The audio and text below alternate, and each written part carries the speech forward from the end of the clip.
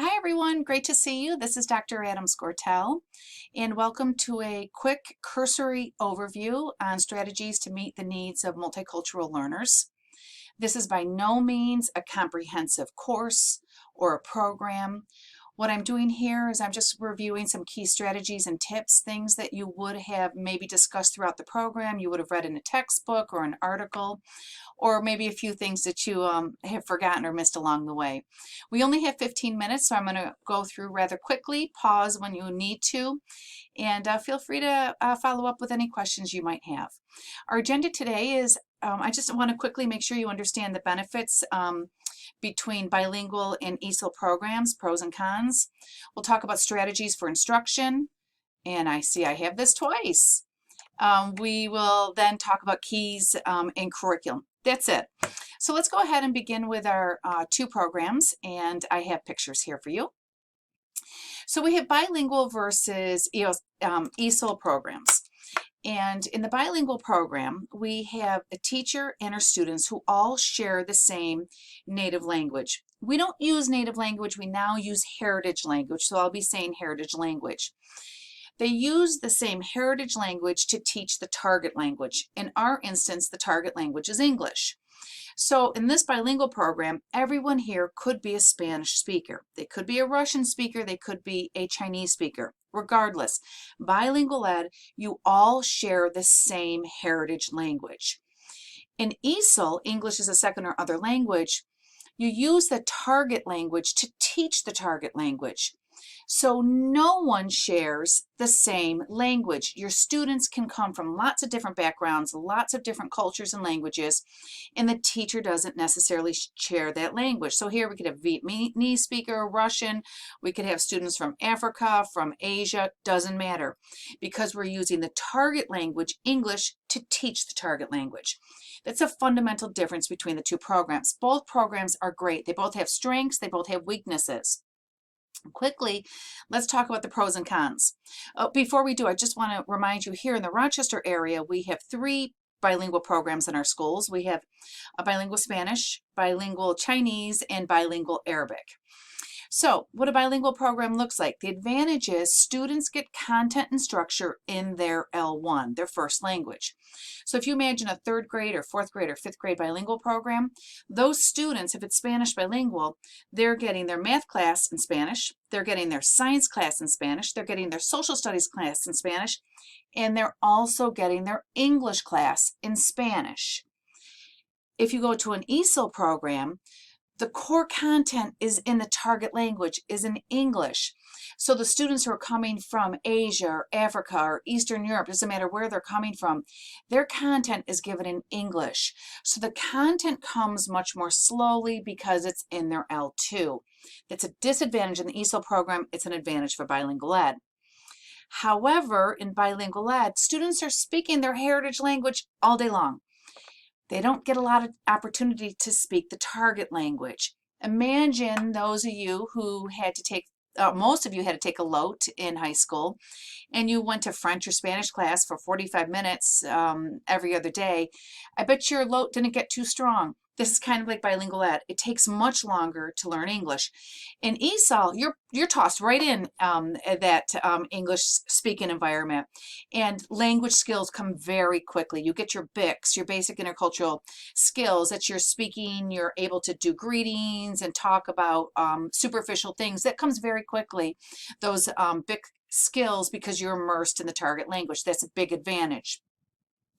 Finally, in bilingual ed, students are preserving the heritage language because, of course, they're speaking their home language, they're doing it in school, they're reading and writing, so they keep up those literacy skills. In ESOL, because they don't use that L1 in school, and when they go back home, if they don't use their heritage language, sometimes those students lose that heritage language, so that is a disadvantage. And this is something I'll talk about a little bit further, we do encourage students as much as they can to use their heritage language, and that becomes important here in the future in just a few minutes. All right, so let's move on. So that's just the basic nuts and bolts between the two programs in case you need to know something about that. Okay, the next biggie is a sheltered English. And so sheltered English, and you can read these notes here and pause the video, but it's the idea that what we're doing is we're taking the instruction. This is for the ESL program. So we're not going to talk about bilingual, we're going to talk about ESL program here, or multilingual learners, is what we need to do is shelter the instruction. We need to house the instruction, the core content, and diversify it so it's easier for students to access it. And this is sheltered instruction. So what we're doing is we're teaching English at the same time we're teaching content. Sure, for our students who are emerging or really just newcomers, you might need to take them out and do pure English instruction. But nowadays, we really try to instruct language along with content, and this is sheltering instruction. Okay, there's some keys when we need to meet the needs of multicultural learners. One is we need to have comprehensible input. What this means is it doesn't matter what type of learner you are. If you do not understand what's coming in, then you're not going to be engaged and you're not going to learn. And this is really important. So if I say to you, san se, san se, that's Chinese. For my Chinese speakers, san se, san se, san se.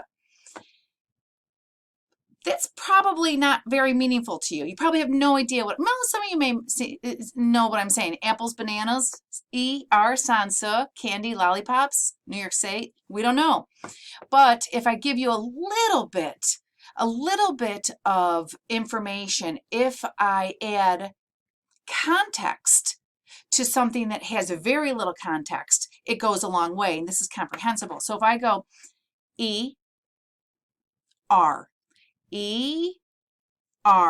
san se,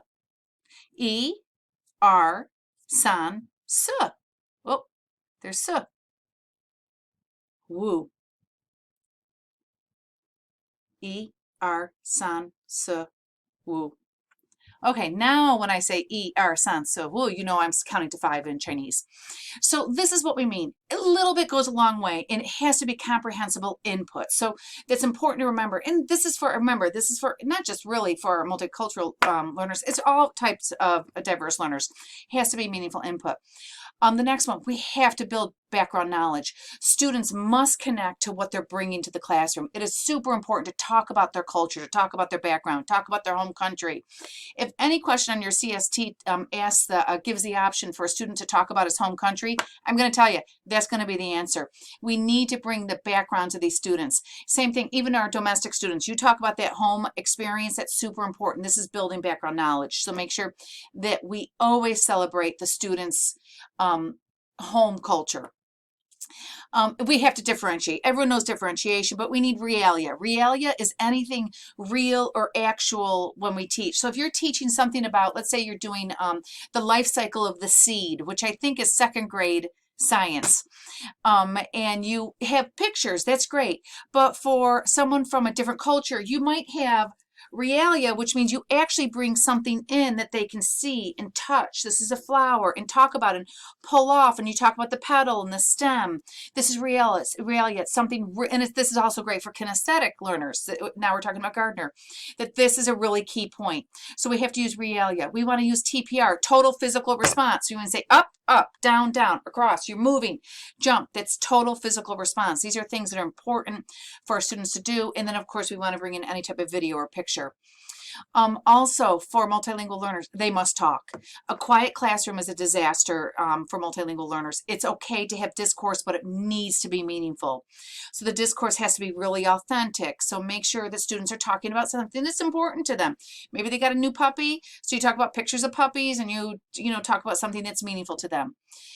This is also key. How am I doing on my time? It's already 9 minutes. I can't believe it. That students may use their L1 in the classroom. This is their heritage language. So sometimes you'll hear teachers say, oh, my students are just speaking Spanish or Chinese all the time. Well, there are times when they need to use their L1. And imagine yourself, I'm going to give you an example. Imagine that 4 of us go to Thailand, and we're in a Thai class, and it's 4th grade. And they give us a world map, and they give us the capitals of 10 of the major countries all in Thai. And we have to label it. And they tell us the 4 of us can't speak English. Boy, if we can't speak English to talk about this and maybe figure it out and build knowledge and see if we can match letters, that's really tough. So there are times when it's okay to say to students, sure, use your L1. That's okay. Don't shut them down. So I want you to remember this. We never shut down a student with his or her first language. We don't shut them down with their culture. We celebrate those differences. They're allowed to bring them into the classroom and they're allowed to use them. Okay, so that's L1, that's their first language. Involve family. This is super important too. If a question says, oh, the teacher wants to bring in the parents to read to the students, even though they don't speak English, yada, yada, yada. That's great. The more you can involve the families, the cultures, the experiences, the better. Culture and diversity is really important. And this isn't just multilingual students. This could just be diversity within our own city school district.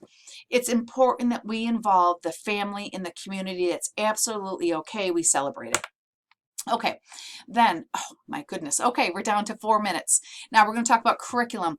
These are two names you need to know. Gloria Ladson-Billings. She talks about culturally responsive teaching. And this is super important. This will be all over your CSTs. You'll need to know this for the rest of your life, and you should be doing it. You can read this once I sign off in the video. I put it on one page here. But it's the idea that what we're doing is we're making things more positive for students. We're communicating high expectations. It's like diversifying. Sometimes students think, oh, diversifying makes it easier, dumber. No, it doesn't. We still have that same target. We're just presenting the information in a lot of different ways. So read this here by yourself, but I do want to take a minute to talk about the 3 culturally responsive principles. This is super important. That we know that students must experience academic success. Once they feel a little bit of success motivates, success results in more success. So we have to have tasks that students feel like they can accomplish and move on. So this is really important for culturally responsible principles. So make it challenging but easy enough at the beginning that they can accomplish those steps. Also, they have to maintain cultural competence. And this is the home culture again, is the opportunity for learning. Let them bring back from their home culture. Let them talk about their home culture and bring that into the classroom. That is really important. Who doesn't love to talk about their own experience? And then finally, that students must develop that critical consciousness. It's okay. They have to talk about social justice.